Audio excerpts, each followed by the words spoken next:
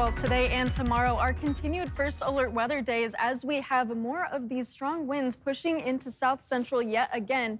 Very similar as to what we saw last weekend in Southeast, expecting the second round of moisture to push through. We already saw that first round of moisture this morning. We're still expecting another round that's going to bring 5 to 11 inches of snow into central Panhandle.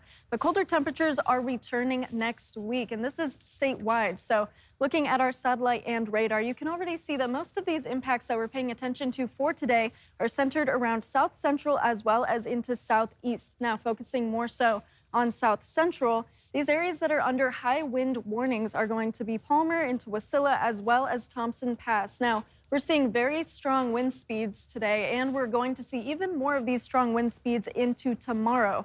Now, with our wind speed forecast, we've already seen these very strong winds, and you can already see where it's highlighted in purple over by Valdez. This is where we're seeing the strongest wind speeds, especially pushing into the Thompson Pass as that wind and that air becomes more pressurized through the mountains. We're seeing gusts up to 70 and even 80 miles per hour. But into Wasilla and Palmer, we're seeing over 60-mile-per-hour wind gusts. So this is not as significant as what we saw last weekend, but still seeing the damage from last weekend converging with what we're seeing into today and tomorrow, it doesn't help with those damages. But into Anchorage and even down into the Kenai Peninsula, this is where we're seeing wind gusts up to 50 miles per hour. And you can see as we move through our timeline, even into Monday morning, we're still going to see more of these winds lasting. So expect these strong winds to last all the way into Monday morning, but begin to taper off by Monday afternoon. So that is the good news, is that it'll be over by Monday afternoon. We're still expecting these strong impacts through the weekend. Now, more strong impacts we're paying attention to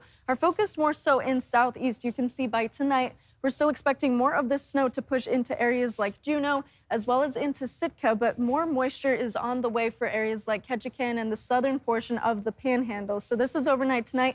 The second round of moisture that I had mentioned, we're going to see mostly that rain pushing in to areas like Ketchikan as well as into Hyder, but then we're going to see more of that snow pushing in to Juneau, into Sitka, and even stretching just a little bit more north. And then we're going to see yet another round of that moisture pushing in by Monday. But the biggest concern is going to be for tomorrow, where we see those heaviest amounts of snowfall. So you can already see that timeline. By tomorrow afternoon, only about an inch or so expected for Juneau, but then into the afternoon and into the overnight hours, that's when we really pick up on that snowfall total. So that's what you can expect to see, between 14 inches to 16 inches in some of these areas. And I'll let you take a closer look as to what you can expect across your region. Between 7 to 12 inches of snow are forecasted for those areas highlighted in pink.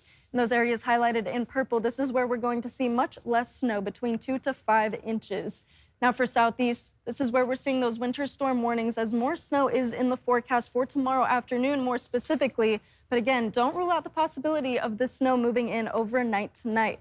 Now for the interior, we're seeing these mostly cloudy skies, but these temperatures are dropping 20 degrees from what we're seeing today. -6 degrees was that temperature in Fairbanks today, and tomorrow we'll see -26. But up into the interior, we're seeing these temperatures still -5, but then those mostly cloudy skies pushing through into western Alaska. Much drier and calmer conditions as high pressure hovers over the region. That's where we're seeing these temperatures begin to drop off into the work week. But for the Aleutians, we're seeing those mostly calm conditions. Otherwise, seeing those wind gusts up to 50 miles per hour into areas like Cold Bay.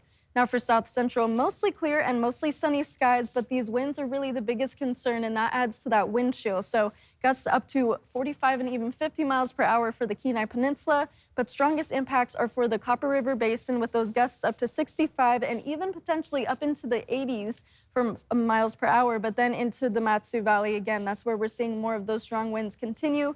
And into Anchorage, this is where we're seeing gusts up to 45 and 50 miles per hour. Michaela?